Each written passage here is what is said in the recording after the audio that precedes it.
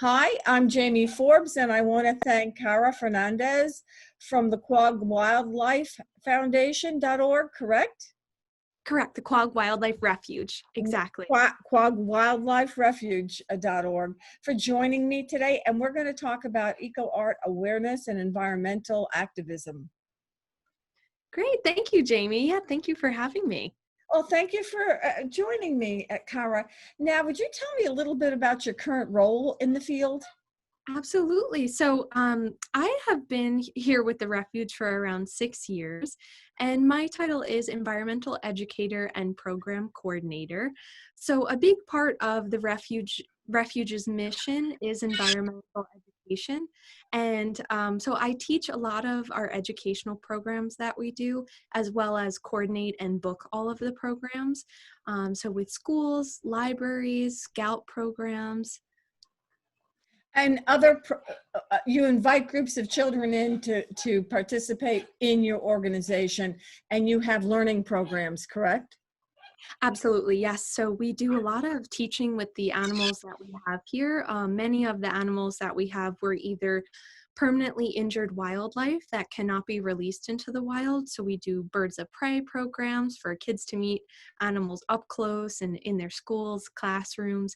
And then we also do guided hikes. We'll teach a lot about native plants and the kinds of animals that you'll see in a habitat like the refuge. Well, I was lucky enough to join you for your invasive species presentation by Lindsay, and that was fascinating. That was adult oriented. Do you have other adult programs? We do. And especially now that we are doing many of our programs virtually, we've been trying to add in more adult programs, but we'll often in our newsletter put out at least 1 or 2 or 3 adult programs, guided hikes, as well as lecture programs. And what is the most impactful aspect of your work? How do you see that happening? I think there's so many different parts that are impactful, but one of the biggest for me is the education that we do for all of the school groups and for children who some of them have never been on a hike. So those types of programs I think are the most impactful because we can really teach kids how important it is to protect our natural habitats, but also just to get them outside and get them to love nature. Now, you've been involved with nature and Long Island since your youth, is that correct? Yes. So I grew up on Long Island and my dad would always take me and my sister for hikes on the weekends. So that's what really started my love for local habitats. What do you think is the most important thing your organization is currently achieving? What are you currently doing that is the most important thing? I think one of the biggest things that we've noticed, especially now, is that keeping our preserve free to the public and open from sunrise to sunset on every day of the year is, I think, very impactful because people that are financially challenged or socioeconomically challenged can still come here free of charge and hike at any time of day, any season. So I think that's one of the biggest things. That you have a broad reach, that economically you're available to everyone. There's no excluding. It's free. You walk in, you see the paths, you see the lanes. Right, and all of the signage that we have is free education. Will people can still learn a lot even if there's not a guided tour happening. Now, you have you have wounded creatures on your site, and how are they doing as there's been the COVID-19 and the sequestering? I imagine everybody comes in for them anyway. Right, exactly. They're doing really well. We have been, it's been nice that we've been able to kind of work more with them because many of our programs were canceled through the spring because schools were canceled. So we were able to really work like one-on-one. We have a groundhog that he's gotten some really special care lately and just been able to really like Lovely. rehaul and do things. Yeah, I haven't seen as many groundhogs this year as I had in previous years, but I don't know if that's indicative of the population. It could be. I know many populations will kind of rise and fall. depending on local predators. And we have been seeing a lot more raptors, like red-tailed hawks and things that could be a Yes. natural predator of a groundhog. So it is possible. Yeah, I'm seeing a lot more red tails. I'm seeing a lot more bird of prey Right. on the water. It just maybe 5 times what it was 3 years ago. Oh, Yeah. wow. Yeah, absolutely. We've even seen eagles over the pond, Yes. and all different types of birds of prey, which is great. Immature eagles, correct? The black Yeah. eagle? Yeah, the immature. Yep, and mature actually. Yeah, we do. Yeah, mature. Yeah, so both and recently they've been more mature, but it could be the same birds that we were seeing immature in years past. So And what in your previous personal professional experience prepared you for this particular role?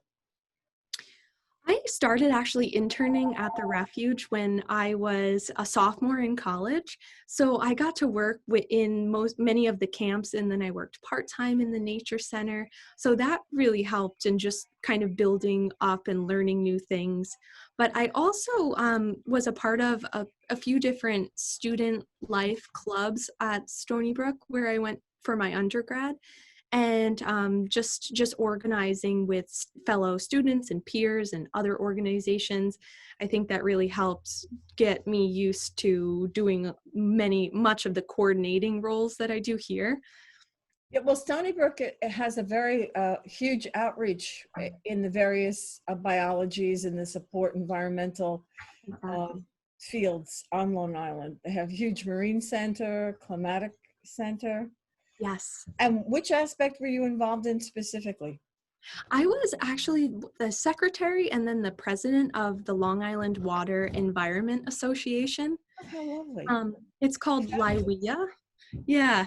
And it's actually for environmental engineers, and my major was environmental studies. So I was kind of with environmental engineers that were focusing on water quality, but it was still really fascinating. We tried to grow the club a little bit. Oh, So it was that's fun. interesting. That's very, very interesting. What do you see people may want to do, or what should people be doing to preserve the organization, what it's currently doing, and how will they go into the future? What will your organization currently do to bring it into the future? How will you knit the two together? Yeah, so we have always, I think the Refuge has done a very good job at growing our programs and trying to meet the needs of the community. So I think in the future, we'll continue to adapt our programs to what people want and need to learn about. Even recently, we've just been trying to think of new programs. We have some new conservation programs for kids, and just learning about how really our world is changing right now. So on our bats program that we do a lecture all about different species of bats in the world. And one topic that was brought up was how bats were viewed as a carrier for COVID-19. So it's like all of these new topics that we have to work in. And who's your presenter on bats? We have myself, one of my coworker and our assistant director, Marisa Nelson, and then we have 2 other educators here at the Refuge, Renee and Tony. Excellent. I find the bat subject interesting because I used to find bats on the road at about dusk. They're not birds when they're flying when it's dark. Right. They're bats. Right. And they were on our road, and I haven't seen them on this road in 3 or 4 years. Not Wow. any of them. Yeah. And I don't know if you're seeing a decline in them. I know across the United States, there's been a really precipitous drop in the bat population from white nose syndrome Yes. across the U.S. And locally, our staff attends conferences at Brookhaven National Lab in the springtime. And I know that certain local populations have decreased, while others have kind of avoided white nose syndrome by hibernating on Long Island. So it's really interesting. I Oh, think very interesting. yeah, I think hard, Dr. Bateman presents that, does she not? Yeah. I think so. Yeah, she's formidable in the field. And then there's a young woman who's studying, I Yes. believe, bats in Stony Brook. Well, I would love to have another conference with you and your companion. but we'll continue along this conference because I'm loving your environmental, I guess it's a mural in the background. It is, yeah. We're actually Children's in mural, right? exactly. Yeah. It's a mural done by Tony, of one of my coworkers, and he's an environmental artist. And this is the room that we've been using, but behind me is the library. So it's a kind of a small room, but a great backdrop. So it looks like you have cardinal and osprey, is that correct? And then there's many native species, a fox in the corner. Yes. The point. Red And then fox, right? red fox and a red-tailed hawk up here. Oh, how lovely. Okay. Oh, so that's a red-tailed hawk. I actually thought that was an osprey. My Oh, bad. yeah. Okay, yeah. I think my Oh, head you was have the blue Huron. Oh, that's wonderful. What a great mural. Yeah, And so do absolutely. you do many art projects? Do you do many eco art projects? Tony does, absolutely. And then with our campers in the summertime, I'll do a lot of crafts. So I'm better at Oh, doing how the craft. fabulous. Yeah, with the kids, which is fun. And what kind of crafts do you present? We've done lots of different ones, but ones that the kids really enjoy are like the recycled crafts. We'll make something out of a toilet paper roll. We've done bird collars and life cycle diagrams. So Oh, those are wonderful. fun. Well, those Yeah. toilet paper Yeah. rolls will be premium now. I know. I know. I've seen toilet paper rolls used in art Yes. since the pandemic. So I thought that was kind of funny. So what is your favorite aspect of working at the Refuge? What do you enjoy most? What's most rewarding for you? Yeah, I think that the change of seasons and the things that we do in different seasons is the most rewarding. So I think even just in the summer we're very busy with programming, and then in the fall we'll do more hikes, and just the constant change is very rewarding because you can always kind of change up your focus. But I think on that topic as well, just doing a lot of the education and seeing children that have never met an owl or a hawk and seeing their eyes light up when they see that animal up close and they didn't even realize we had this animal in our backyards, that's also very rewarding. That's part of your presentation from your rescued group, correct? And Exactly. you're not doing that, but you will resume at the beginning of July. Am I correct? Yeah, as soon as we get the go-ahead, I think we'll resume doing our in-person programs. And we've been doing many of the live animal programs on the computer, so on Zoom. So people can still meet our animals on the computer, but it's not quite the same as meeting them face-to-face. No, absolutely not. I can imagine the thrill of thrills when children see owls. Excuse me, that's my unruly No worries. animal. And I have several. And we have some of those too. Tell me about what changes you've seen in the landscapes, the general landscapes in the last several years, the landscapes you deal with. Well, here at the Refuge, we have 3 freshwater ponds that are groundwater fed, but also very reliant on rainwater. So over the past couple of years, it was really nice. It was actually a change for the better, which I think is rare these days, but all of the ponds were so full of water. We had some really good years of rainfall. So that was great to see. Right now, you can even just see the difference a year makes. They're probably a foot less high than they were last year. But that's been really cool to see. We have a pond that's our northernmost pond, Deer Pond, and you used to be able to walk all the way around Deer Pond because there wasn't as much water. Now you can't do that. It's really full. That's lovely. That's so lovely. That's great. Yeah. And you have a deer that's bicolored. I saw it on your website. That I guess it grazes in the refuge area. Yeah, there's a good herd, I think, population. They're very shy. We don't see them a lot. But if you come in the early morning, sometimes you'll spot some deer. And I think the piebald deer that picture may have been from a few years ago, but I know that there are some piebald deer, the different colors local. Oh, that's what they're called, piebald? I did not know that. We don't have any on my block. Right. We have deer, but not bicolored. Right. They're beautiful. Yeah, they're called piebald.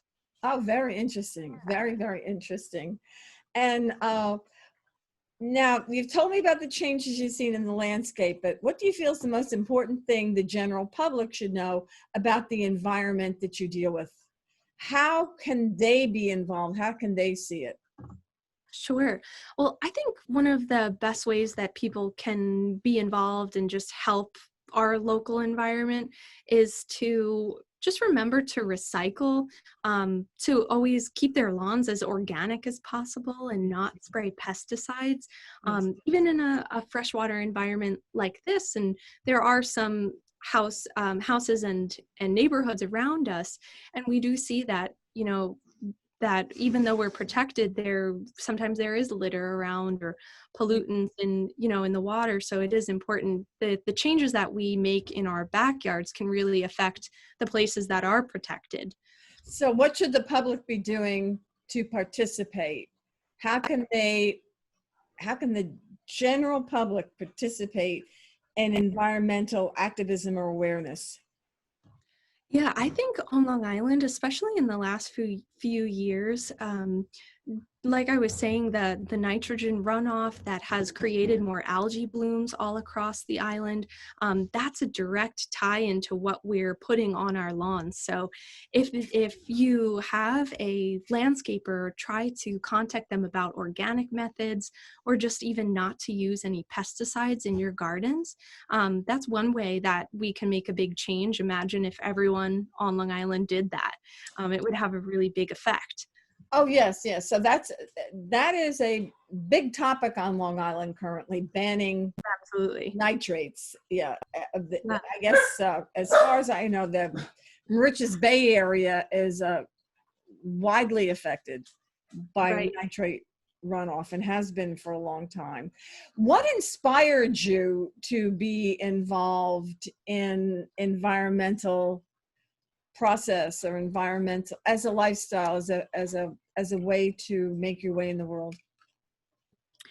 Growing up, I loved animals. I always was watching animal shows. That was the thing that I loved. I was never interested in becoming a vet or doing anything really medical, but I think just from a young age, I always loved animals. And then when I started hiking, on the weekends and going to different parks, I would always, want to find out what was that, what plant was it, what kind of bird was it. So that really got me interested. I think even now there's still so much to learn, so when I see something, I want to know what it is and what it does and how it lives. So that really got me hooked on nature. And did you expect to have a career, or did you? I actually didn't, when I graduated high school, I didn't know what I wanted to do. So it took me a little while to figure out the first year at least of college. And then I took a marine biology class and I kind of was starting to figure out, oh, this is something that I can do. Oh, that's lovely. Yeah. That's it's good to do what you can do. Right. Can you describe a particularly memorable or effective approach that your colleagues have used to generate change for public attitudes or behaviors towards the environment? I know we're talking about don't use pesticides and don't use nitrates, but what actual steps can you take? Do you publicize this? Do you put it forth in your discussions? Yeah, absolutely. And kind of on a different angle too, a lot of the teaching that we do with live animals really affects people's mindset or outlook on the species. Yeah, So a lot of the time we'll have them meet an animal and then talk about this is a way that you can help them, fascinating. Yeah. Right. Don't, a lot of times with our bird of prey program, we'll show people our great horned owl who's talking the whole time and very interactive. And then we'll say, what's affecting them are rat poison and mice poison in populations that they're prey items. So that's a really great way, I think, when people meet that animal up close and then learn something that they thought didn't matter, putting out mouse or rat poison, and then learning that that can really affect the animals that you just learned to love. So I think that's important. And we had a possum Her name was Princess the Possum, Oh, and interesting. she was imprinted on people. So we would hold her and teach with Oh, her. very interesting.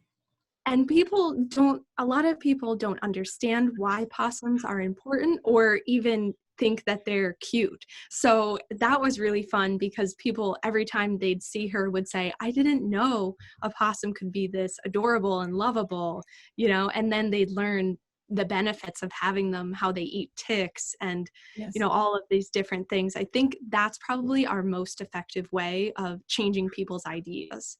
So you make it a very personable impression on young people and even adults because what they're seeing becomes very real. It's an interaction. Absolutely. Very interesting to me. So what's your favorite thing about your job? I have really gotten into birding just in the last couple of years. And I think one of my favorite things is that my desk faces our bird feeders, and then just that we can always be outside and leading people and doing what I love to do, but doing it as a job. So one of my favorite things is definitely includes that.